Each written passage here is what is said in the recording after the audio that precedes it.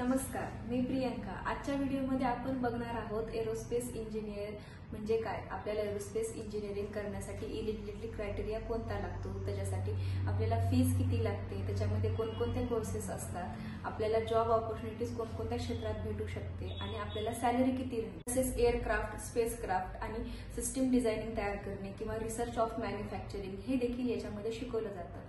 तर यामध्ये फर्स्ट येतं एरोनॉटिकल इंजिनिअरिंग आणि सेकंड येतं एअरोनॉटिकल इंजिनिअरिंग। तर हे सगळं झालं एरोस्पेस इंजिनिअरिंग म्हणजे काय। तर आता बघूया एरोस्पेस इंजिनिअरिंग मध्ये ऍडमिशन घेण्यासाठी आपल्याला एलिजिबिलिटी क्रायटेरिया कोणता लागतो। तर एरोस्पेस इंजिनिअरिंग मध्ये आपल्याला ऍडमिशन घेण्यासाठी 12th सायन्सला आपल्याला PCM हा ग्रुप लागतो विथ आपल्याला 60 to 70% मार्क्स लागतात। तसेच आपल्याला JEE ही एंट्रन्स एक्झाम द्यावी लागते। त्याच्यानंतर आपल्याला BE आणि BTech हा कोर्स करता येतो। तर एरोस्पेस इंजिनिअरिंग हा 4 वर्षाचा कोर्स आहे आणि जर विद्यार्थ्यांनी एंट्रन्स एक्झाम दिलेली नसेल तर विद्यार्थ्यांना ऍडमिशन घेता येऊ शकतं का, तर हो।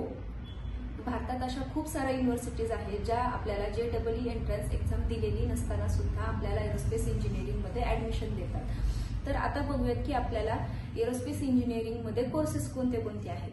तर फर्स्ट बॅचलर कोर्सेस आहे। तर बॅचलर कोर्सेसमध्ये आपल्याला BSc हॉनर्स एरोस्पेस इंजिनिअरिंग, त्याच्यानंतर आपल्याला BTech aeronautical engineering, BTech aerospace engineering हे करता येतं। तसेच BE एरोस्पेस इंजिनिअरिंग हे सगळे झाले बॅचलर कोर्सेस। आता बघूयात की आपल्याला मास्टर डिग्री आपल्याला त्याच्यामध्ये घेता येऊ शकते का, तर हो, आपल्याला MTech एरोस्पेस इंजिनिअरिंग आणि ME एरोस्पेस इंजिनिअरिंग हे देखील करता येतं। आपण जसं जसं मास्टर डिग्रीकडे जातो तसं तसे आपल्याला कॉम्पिटिशन कमी होत जाते आणि आपल्याला पॅकेज पण हाय भेटतं। तर तसेच आपण याच्यामध्ये डॉक्टरेट डिग्री सुद्धा करू शकतो, म्हणजे PhD इन एरोस्पेस इंजिनिअरिंग सुद्धा करू शकतो।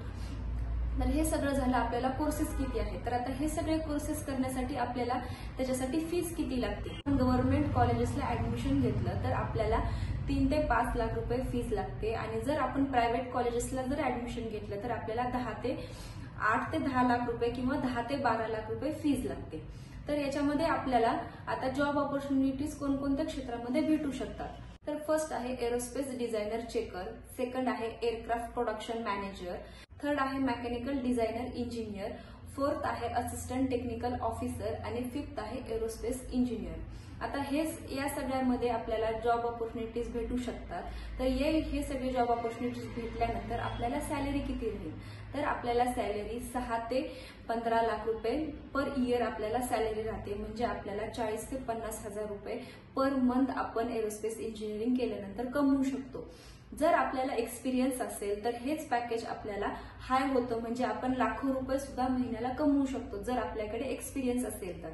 जर विद्यार्थ्यांना एरोस्पेस इंजिनिअरिंग मध्ये ऍडमिशन घ्यायचं असेल आणि त्यांनी JEE ची एंट्रन्स एक्झाम दिलेली नसेल आणि भारतामध्ये आपल्याला असे कोणकोणते टॉपचे कॉलेजेस आहेत जे आपल्याला JEE ची एंट्रन्स एक्झाम न देता आपल्याला एरोस्पेस इंजिनिअरिंग मध्ये ऍडमिशन देतात, हे जाणून घेण्यासाठी खालील दिलेल्या क्रमांकावर संपर्क साधा आणि चॅनेलला सबस्क्राईब करा। धन्यवाद।